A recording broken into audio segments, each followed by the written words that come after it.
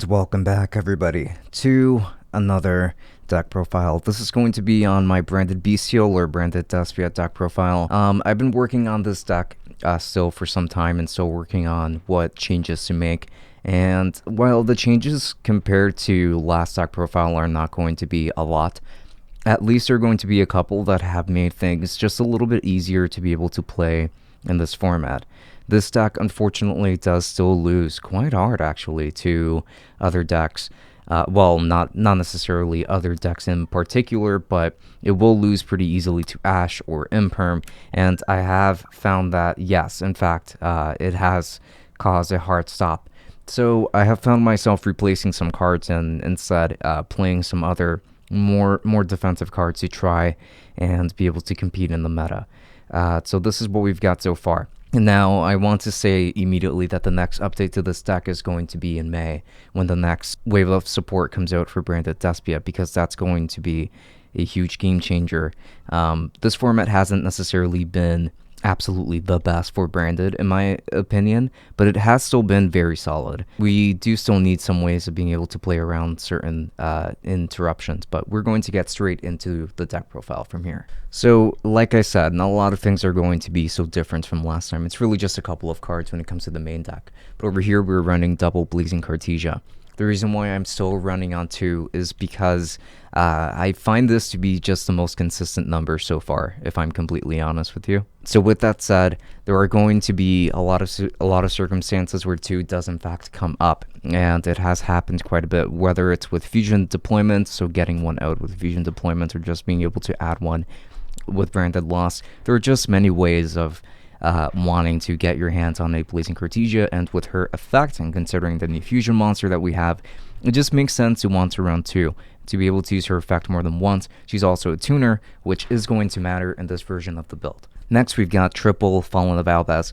I have found that at least one ends up getting banished with Kashira face down, so I just want to make sure that I always have enough copies.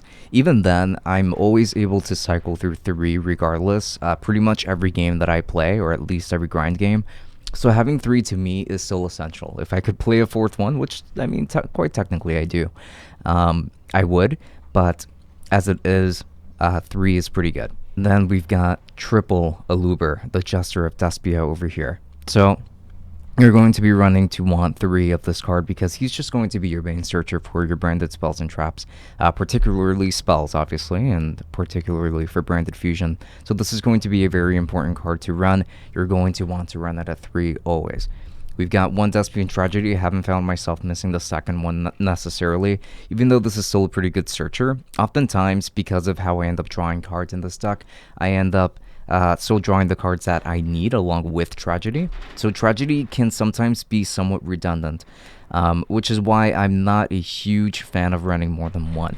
Then we've got 1 Dramaturge. I'm still going to favor Dramaturge versus Ad Libitum because I prefer Dramaturge's effect to be able to summon him back out, because it has come up fairly often where I want to make 2 Masquerades, and this card just makes it easier to be able to make 2 Masquerades. So I prefer it that way. Then the bestial count has changed in comparison to last time. We've actually got 2 bestial Lubellians still. So this is going to be my preferred number to run, even though the bestial count has certainly gone down. This is still a great way to go because I think that at 2, it's still as consistent as it can be. 3 would be far too cloggy. But this also goes to show that we are running more bestials than just Saronir. I personally don't agree with just running 1 Lubellian and 1 Saronir because I like having the other bestials around. Magnamud is a great searcher for Fallen of Albaz, for Albion as well, or for any of the other bestials if need be. So that's one other reason to want to run it. Then you've got Druid's Worm, which is actually pretty good generic removal. So that's why I like to run those other guys. And speaking of which, we've got the 1 Magnamud, we have got the 1 Druid's Worm, and then we've got the 1 Saronir. I think this is good enough because when it comes to Saronir, especially, you already have your target, which pretty much is just going to be either 1 spell that you would have to send to the grave. It could be 1 bestial monster if you want it to be. For example, if you want to send 1 copy of Lubellian to be able to summon him back out, or it could just be Retribution. You already have all of your options there, and you've got other ways of dumping branded spells to the graveyard anyway. So 1 Bestial Sarnier is more than good enough. And that other way is going to be through Albion, the Shrouded Dragon. So this is going to work out pretty nicely. I like the Upstart Goblin effect with this, as well as the Foolish Burial / Foolish Burial Goods effect that this card offers.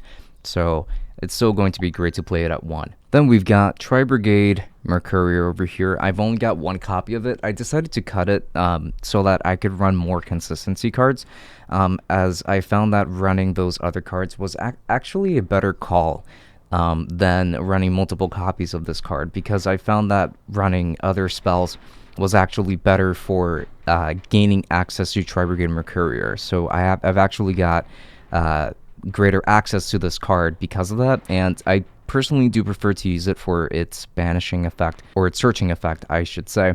So I like it as it is. I think that 1 is good enough for me. I don't make Rimbrum all that much personally anymore, because I just find that there are other options that I would rather utilize instead.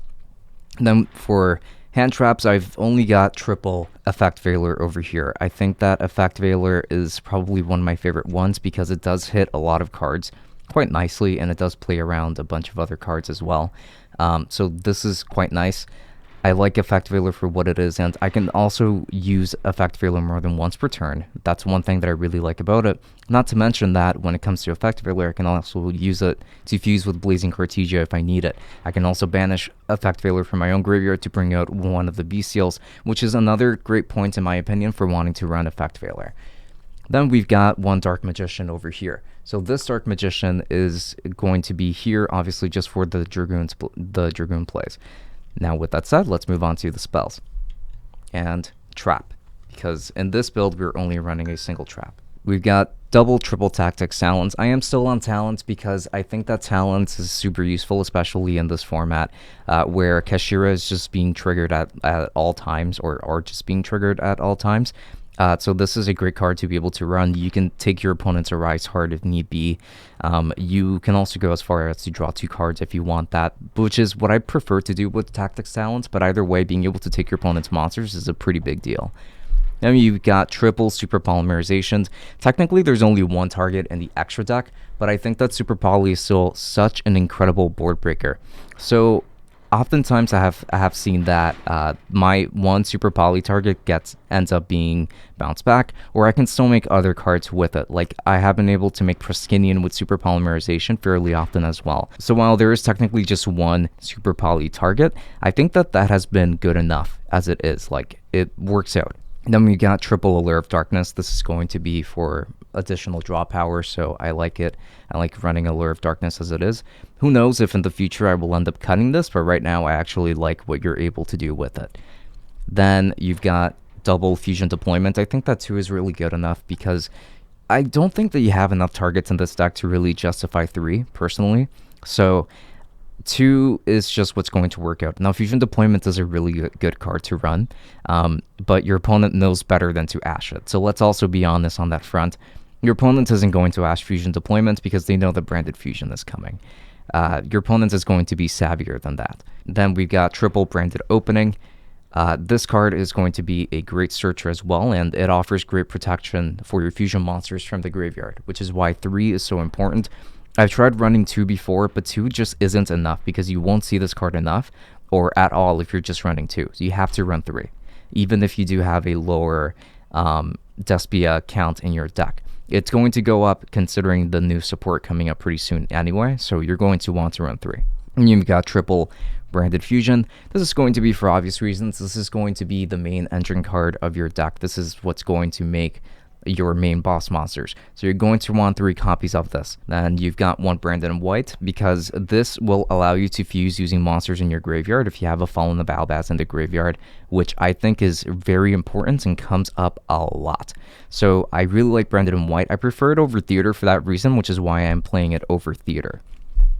You got 1 Branded in Red. Branded in Red is a really powerful card for being able to make Chimera and other fusion monsters as well, if anything, but Chimera is going to be the main card that you're going to want to summon with Branded in Red. Got 1 Branded Regain for being able to recur some of your resources, and also being able to summon some of your bestial monsters back out onto the field.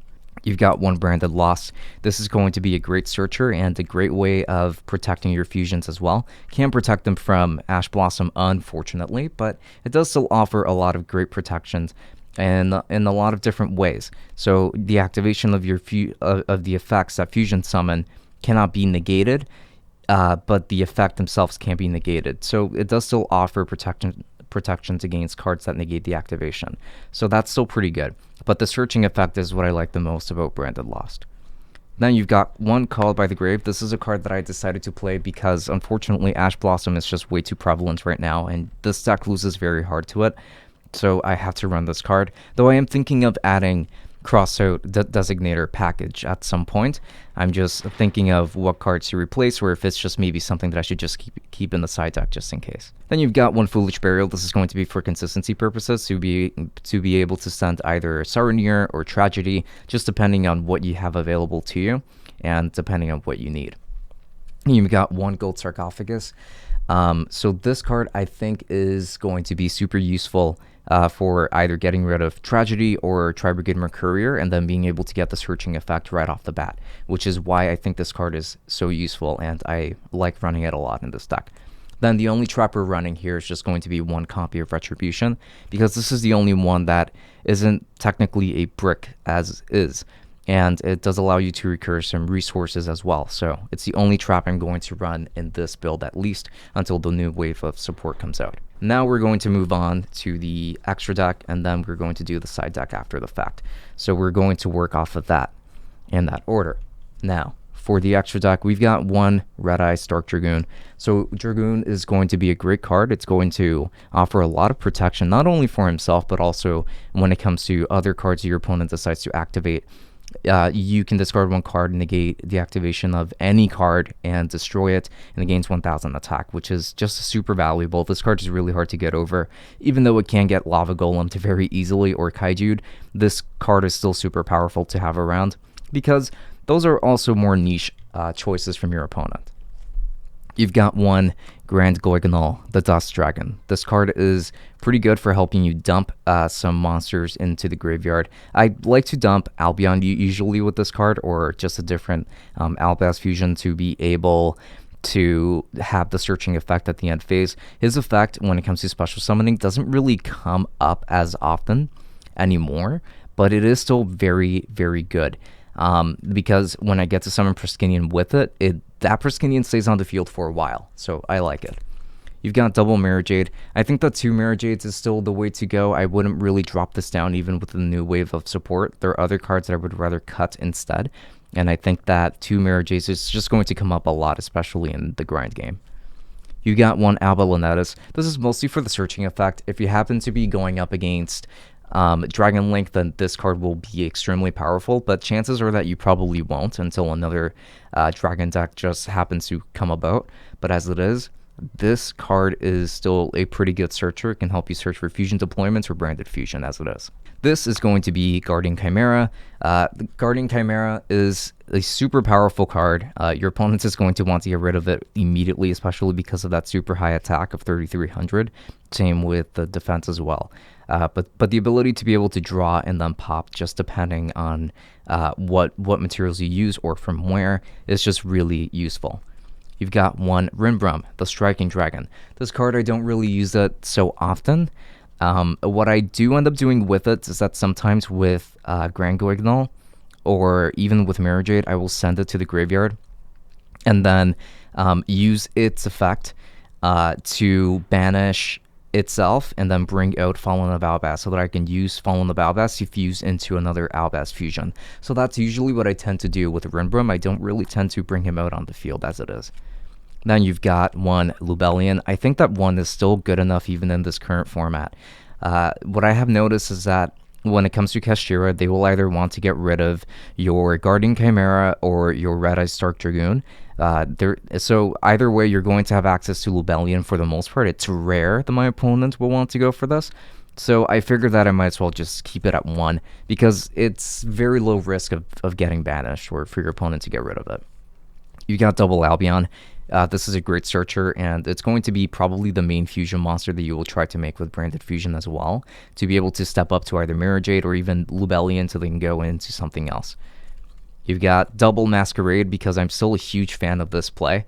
Double Masquerade is still a huge way of just wanting to win on time. Even just one Masquerade can really go the distance for you, but two is what I really like to go for. I will always run two Masquerades in this deck. And then we've got one Despian Proskinian. This is mostly because it's so easy to make with even Super Polymerization, but also with Grand Guignol. And this monster is pretty difficult for your opponent to get rid of once it's actually on the field. So I actually prefer it over Despian Cortis. So I'm not running Cortis right now in favor of something else. We've got one Garura. This is going to be our main Super Polymerization target, and it actually comes up a lot. It helps you combat a lot of decks, such as Flaunderies as well, which are actually still relevant today. So I really like this card. It's super powerful. Then we've got one Baron de Fleur. So unfortunately, I hate to say it, but this is mostly for when you are bricking and you happen to have a Bestial in your hand as well as Blazing Cartesia. You can make Baron pretty easily, and this is almost a substitute for Dragoon if it really comes down to that. And you can even make it using Garura, if anything, as well, if you happen to have access to those resources. So this is what I like to go for. And lastly, there's just one OCG token of Aluber over here, and this is what I have got going for me. So yes, that's everything for the extra deck. Now let's move on to the side. So the side has actually changed significantly in comparison to last time. And over here, we've got Triple Nibiru. This card comes up a lot still, maybe not against Kashira as much anymore, because your opponent will most likely just Rise Heart Pass at this stage. They've been playing around Nibiru that way, because it requires exactly 4 summons in that sense. So your opponent is just smarter than that. But you can use this very easily in the mirror match. You can use this very easily just with Flaunderies, with just about anything that comes up. So I like it still. Then you got Kurikara, which is going to be the special card that you're going to want to use against Kashira now, because Arise Heart is a mandatory effect, and then you've got Shangri-La as well that are going to trigger. So both of those monsters are going to trigger, and this is going to allow you to just review both of them and then being able to summon a Divincarnate. This is just a better substitute to Nibiru when it comes to Kashira specifically. So I have to run 3 in my deck for this. I usually swap out Effect Failure for this card, and this is a great card to have in the side deck.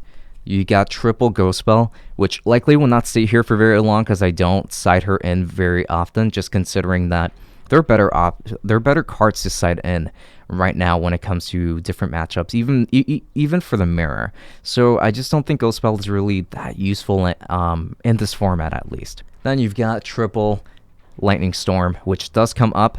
You can bring this up against Labyrinth. You can bring this up against even Trap Tricks right now, which is actually pretty relevant at locals. So Lightning Storm is super powerful because of that, especially if you end up having to go second. And you've got Triple Book of Lunar Eclipse. This card, I actually don't really like it so much. Book of Eclipse isn't a card that has been seeing that much play anymore anyway, and I don't think that this card is really seeing that much play either. People do prefer just regular Book of Eclipse. I like Book of Lunar Eclipse more because it doesn't give your opponent card advantage at the end. And even then, I can still target 2 other monsters, which is probably all that I'm going to need to target, and then put those face down, which is why I run Book of Lunar Eclipse instead. Now, with that said, that's pretty much everything for this deck profile. This has been a shorter deck profile because at this time, there's still a lot of experimenting to be done. And quite frankly, I have kind of taken a break from Yu-Gi-Oh! For now until the format, or at the very least, I should just be completely honest, until grad school is taken care of for this semester. And I'll be back to playing this summer, and also when a new wave of support comes out. Just want to see how good things get when that happens. But with that said, thank you so much for watching today's video, and I hope that this profile was useful to you. If you would make any changes to this deck, please let me know in the comments, as I am always open to feedback. Now with that said, this has been Francisco from Francisco Ferreira Vlogs, and until next time, have a good one.